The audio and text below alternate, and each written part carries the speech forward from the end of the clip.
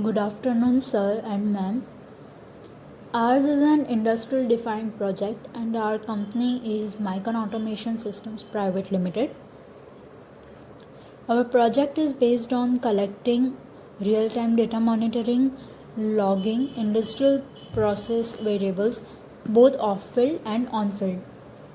We have used 706 MA UDN 6 channel indicator, 0806 MR Vacon PLC, 3070i Vacon HMI, S00 IIoT device VBox, WebSCADA, and an Android device. We have sent the 4 to 20 milliampere temperature, humidity, ammonia, and CO2 signals coming from cold storage industry to the indicator by using J3 module. We have set all the parameters of indicator like high alarm, low alarm, offset, communication settings according to project requirement. All the digital inputs like that of fire sensor are provided directly to PLC via syncing and sourcing. The whole program of cold storage process, the program to communicate PLC with HMI and VBox is of around 1200 rungs and is downloaded in PLC. For remote monitoring, we did programming on VBox software and WebSCADA.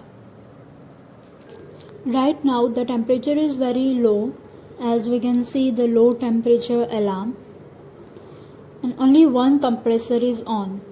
As we increase the temperature, number of compressor in on mode increases. Now we can see the high temperature alarm.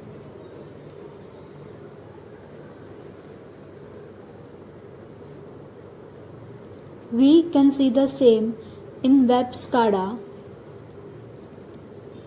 and also notification of high temperature alarm will come in Android device.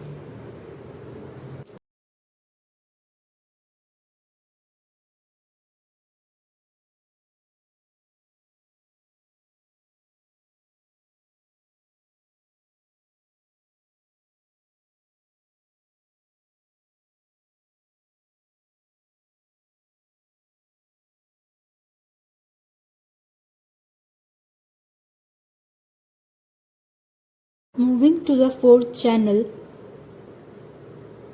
as we decrease the value of ammonia, there is a low pressure alarm.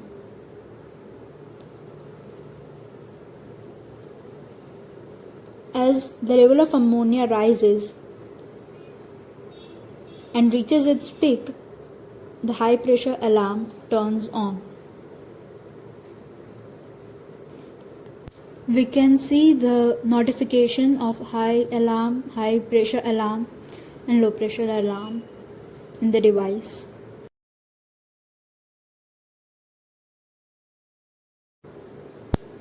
Now moving to humidity channel. The set value for humidity we have set is 95% RH.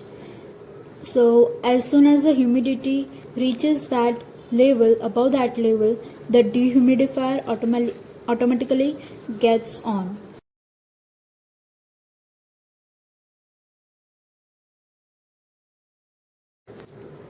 As the value of humidity decreases, the humidifier again turns on. This is the manual fire alarm. It will shut off the whole system until we again turn it on.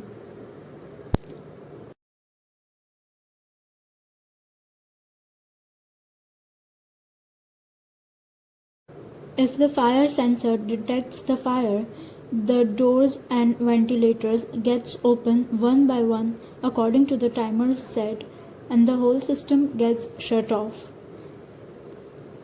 And now even if one tries to turn the system on, it cannot get on till the sensor detects no fire. We get the notification about which door is open. These are the current alarms. Right now no alarm is on, so it is not showing anything. Let's lower down the temperature value and see. We can here see the low temperature alarm.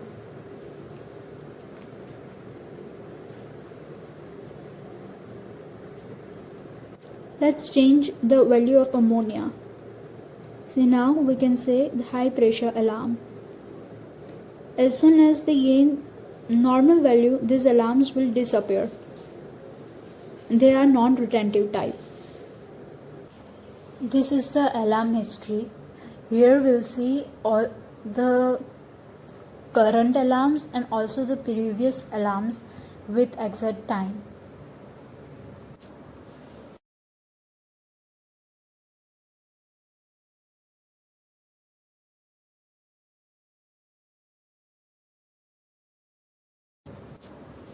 Now this is the parameter history.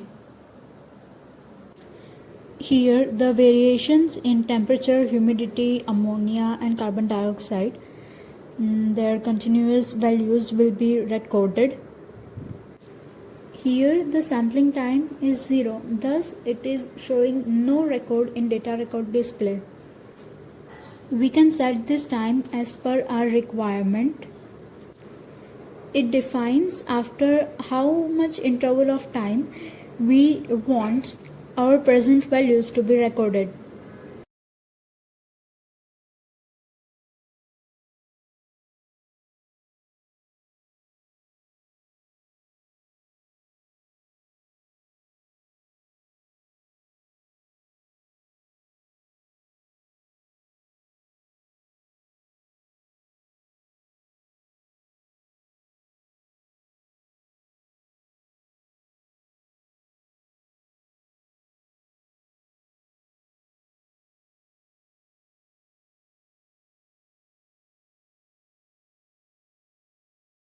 These are the energy saving parameters, how much power is consumed by the unit.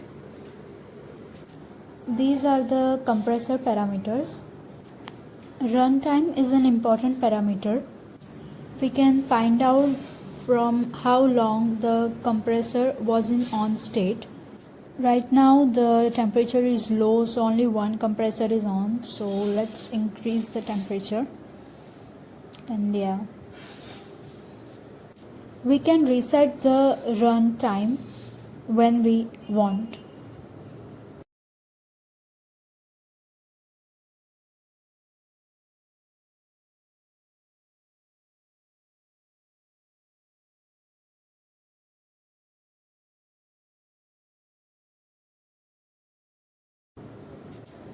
Now these are the emergency lights. These are the set values and present values of the sensors present in the cold storage.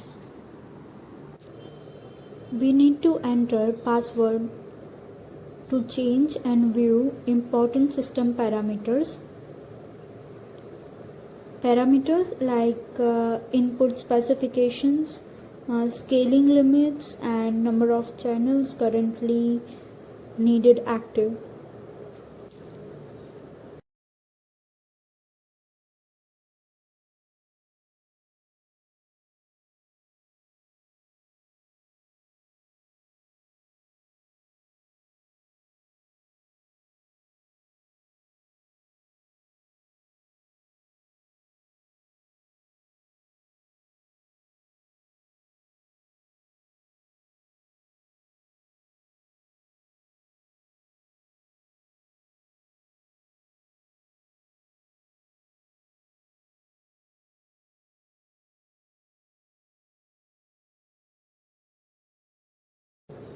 These are the input-output list of process for quick view. We have made user settings screen to add new user, delete user, change password or to delete any settings. Let's add a new user, say XYZ.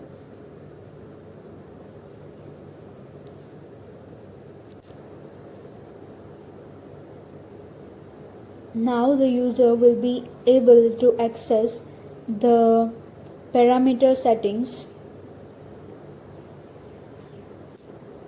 We can also delete the user as an owner.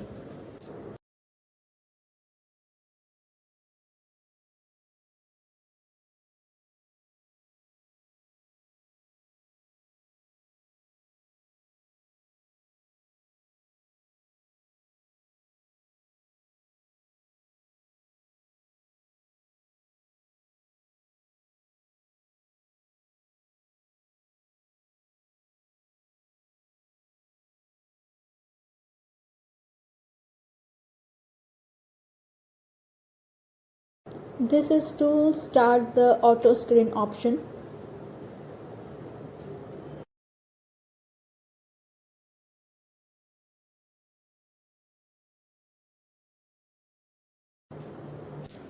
So this is all about the industrial Internet of Things. We express our thanks to our college and the company for providing us with immense knowledge.